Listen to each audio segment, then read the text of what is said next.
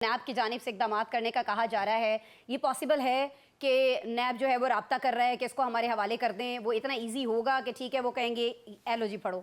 ये रहा देखिए, एक तो बात ये है कि जो मफरूर की होने की जहाँ तक बात है, पाकिस्तान के साबिक सदूर भी रहे हैं और जनरल मुशर्रफ साहब वो वहाँ गए और उसके बाद यहाँ पे जो साबिक वज़ीर आज़म नवाज़ शरीफ हैं वो तो बाकायदा कन्विक्टेड से और वहाँ गए। तो पाकिस्तान का निज़ाम इंसाफ जो है वो सहूलत मुहैया करता है एयरपोर्ट पे आपको बायोमेट्रिक की और हर तरह की पर्क्स प्रिविलेजेस की।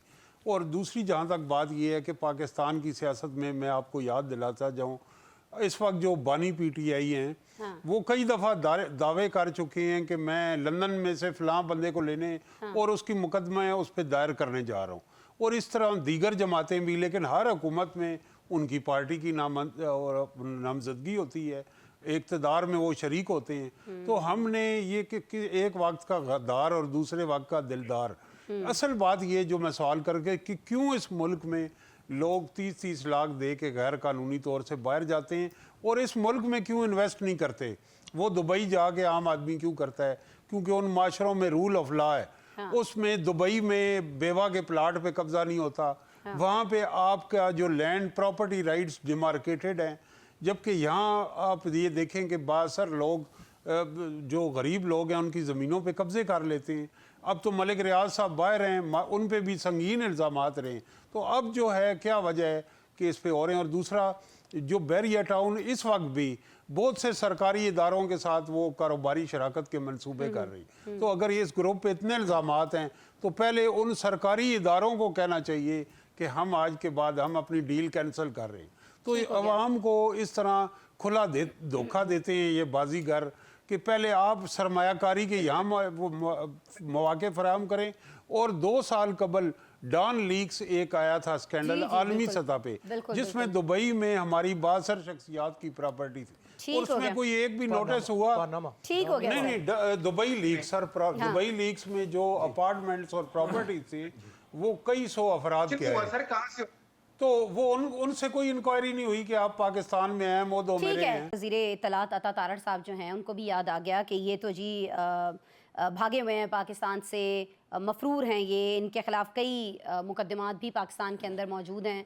तो आपको लगता है कि ये जो इतनी सारी बातें की जा रही हैं इसके पीछे कुछ ना कुछ तो होगा ना कहीं बैठ के तो ये तय किया गया है कि ओके फ़ाइन, बेशक हम इनके जहाज़ों में सफ़र करते रहे हैं, बेशक हमारे अपने प्लॉट्स भी हैं वहाँ पर, हमारे वज़ीरों के भी हैं, मीडिया के भी बहुत सारे बड़े बड़े नाम जो हैं उसमें वहाँ पर वो प्लॉट रखते हैं, ये जो भी मामलात उनके साथ रहे हैं, उसके बावजूद ही अब हमें इनके ख़िलाफ़ कार्रवाई कर रही है। सर ऐसी मजबूरी क्या आन पड़ी? सोशल मीडिया का प्रेशर तो नहीं हो सकता? ये मजबूरी ये है कि देखें, जिस तरह डॉक्टर साहब ने अभी सारी तफसील और तारीख बताई जी, तो मलिक साहब की जो है वो काफ़ी रियाजत है, लेकिन वो उनसे जो गलती मैं समझता हूँ हुई है वो ये है कि उन्होंने मुख्तलिफ़ सियासतदानों के साथ कारोबारी शराकत दारी की है और पहले वो रियासत के साथ करते रहे, तो वो चीज़ें अब जुर्म बन गई। हमने देखा कि पाकिस्तान के अंदर जो बिलियनियर होते हैं किसी भी शोबे में, तो उनके साथ जब एक गवर्नमेंट चेंज होती है तो उनके साथ ये होता है। हम इंडिया और चाइना की मिसाल दे रहे हैं।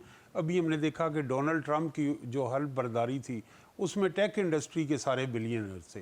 तो यहाँ भुट्टो दौर से ये शुरू हुआ कि नेशनलाइजेशन उस वक्त का एहतसाब था और आज तक मेरे लिए तो एज ए पाकिस्तानी ये बात बड़ी अजीब है कि वो दुबई में एक बिजनेस कर रहे हैं और पाकिस्तान के लोग ही वहाँ इन्वेस्ट कर रहे हैं और हम मना कर रहे हैं। तो वो यहाँ एक प्रोजेक्ट लॉन्च करते। अब यहाँ जो प्रोजेक्ट हैं, जो अथॉरिटीज़ हैं जिनका काम है कि वो कानून की पासदारी करें, बाय लॉज की पासदारी करें, वो ताकतवर लोगों की जेब में होते हैं वो इदारे। तो वो अब मलिक रियाज साहब के बाहर जाने से भी सूरत हाल बदली नहीं है और इसी तरह बासर लोग कानून से बालातर हैं। अभी आप देख लें कि CDA जहाँ बैठे हम ये प्रोग्राम कर रहे हैं, पाकिस्तान की तारीख में पहली दफ़ा हुआ है कि CDA ने JV जॉइंट वेंचर एक कारोबारी इदारों के साथ किया है, जिसके चार्टर में लिखा हुआ है कि वो आम आदमी को लो कॉस्ट हाउसिंग देगी। तो ये जो हाउसिंग का शोबा है, मलिक रियाज क्या है, वो हाउसिंग का शोबा है। हाउसिंग का शोबा जो है वो निजी इदारे को सेठ की मार धाड़ पे छोड़ दिया गया। इस मुल्क में लोग LDA, KDA, CDA से एक लो इनकम ग्रुप वाला बंदा भी एक अपने बच्चों के लिए छत मुहैया कर सकता था। आज 2024 में आपको किसी सेठ के आस्थाने पे चादर चढ़ानी पड़ेगी अपने बच्चों को छत बेचने के लिए, छत मुहैया करने के लिए, या ज़मीर बेचना पड़ेगा। तो ये माशरे के लिए बड़ा स्कैंडल होना चाहिए।